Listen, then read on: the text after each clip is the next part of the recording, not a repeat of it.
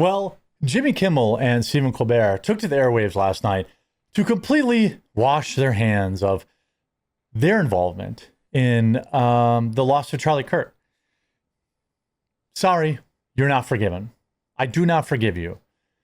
I hold your rhetoric responsible for igniting a environment here in America where loser leftists view everybody as the bad guy from WW2 and think they're going to be heroic to take them out. It is the words of Stephen Colbert and it is the words of Jimmy Kimmel that radicalize people into doing this. There needs to be accountability. I will not accept your apology. I do not accept your apology. I do not accept your fake nonsense calls to turn the temperature down. You're only saying this because you're afraid. I'm saying this to you directly, Jimmy Kimmel. I don't want to hear from the guy that said, rest in peace, Wheezy, about turning the temperature down. I don't want to hear from the guy who told people to disown their own family members over the jab about having cooler heads prevail. Read the room, you absolute clowns. And they're getting completely destroyed. And rightfully so. Jimmy Kimmel reacts to what happened to Charlie Kirk. No finger pointing. Well, of course you wouldn't want anyone to point the finger, Jimmy. Of course you wouldn't want anyone to point the finger. What are you talking about?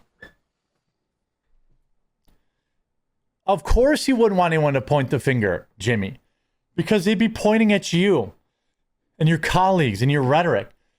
Every night you got up on that stage and you had some blue-haired liberal write you a monologue. The purpose of that monologue, sinister. The purpose of those nightly monologues of Stephen Colbert and Jimmy Kimmel weren't to get laughs. They were to get applause. Everybody knows that. The more sinister purpose of them was to dehumanize their political enemies. To make it easier for some lunatic to take their life because they're subhuman. Right? Rest in peace, Wheezy. Right, Jimmy Kimmel? How you feeling tonight? Are you afraid? I have a feeling you're afraid. I have a feeling Stephen Colbert is afraid, too. They know that they have blood on their hands. They know that their rhetoric is partially responsible for this. They know that as a part of the machine, CNN, MSNBC, Hassan Piker. Yes, obviously the man that pulled the trigger. He is the most at fault. But this is the environment now. These are the rules that you have set for. TMZ being forced to apologize after their staff got caught laughing and joking about Charlie Kirk's death on a live stream. They came out to say, oh, well, they were laughing about a car chase. No, they weren't. Nobody believes that. And nobody believes it because that's why you turned off replies to your posts.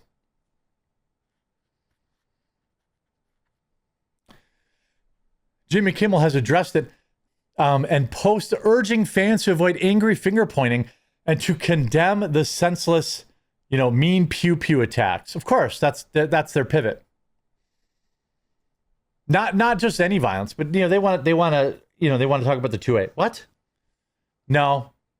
It's your people, Jimmy Kimmel. It's your people that normalized this type of rhetoric and attacks. It is you who got on that stage every night and made Charlie Kirk out to be some sort of demon. South Park, all of this stuff played a part. Now, I'm not saying you can't make fun of people, and I'm not saying that you can't have political rhetoric, but I am saying that the sheer amount of it, the sheer unrelenting dehumanization of people like Charlie Kirk and Donald Trump is why people tried to take their lives and did successfully take Charlie's. So no, sorry, you don't get to say, let's take the temperature down now, Jimmy Kimmel. You should quit your job in disgrace. Stephen Colbert, you should quit your job in disgrace.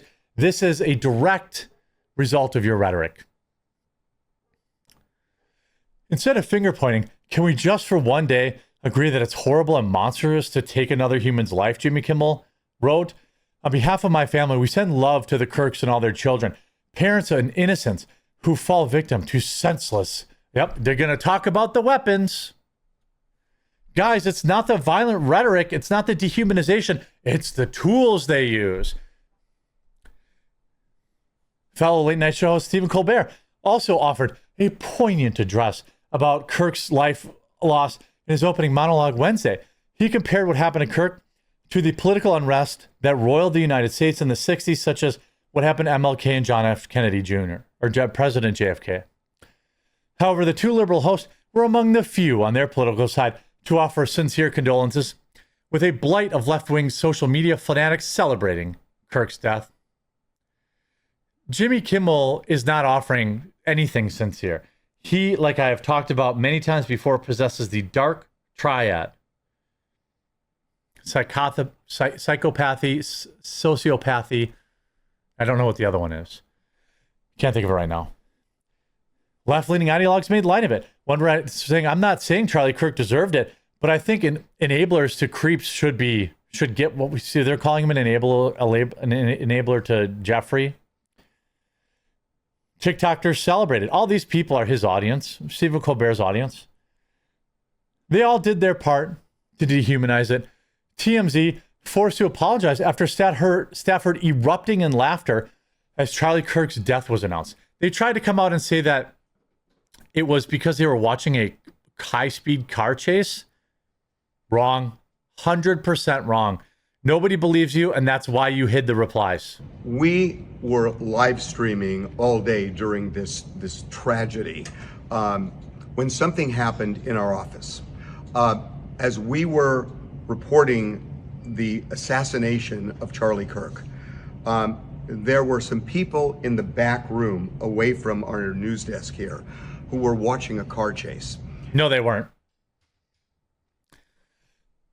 No, they weren't. They were laughing and high-fiving that Charlie Kirk was dead. These people, Hollywood, okay? When they can stand there all stone-faced, and this loser can't even look at the camera. Harvey Levin. You know you're lying. Your own friends and coworkers celebrated his death. They were laughing, they were clapping, and you could hear it out here. And we want to make a couple of things clear. One is that I know these people, and they were not laughing. Yes, they were. They were not reacting that way about Charlie Kirk's assassination. Of course they were. Of course they were. We are ushering in the era of Dark Jeremy, Dark the Quartering. I started a whole second channel so I could be more real and raw. I'll link that in the description. Of course they were laughing about his death, Harvey. Get out of here with that. Why did you lock the replies? Nobody believes you. By the way, according to Grok, there were 0 car chases reported on Fox 11, ABC 7, or KTLA. No chases or police pursuits were reported between 12 p.m. and 4 p.m. There were no car chases at the time in which I'm supposed to believe a bunch of liberal people in Hollywood were laughing about car chases and not the death of Charlie Kirk.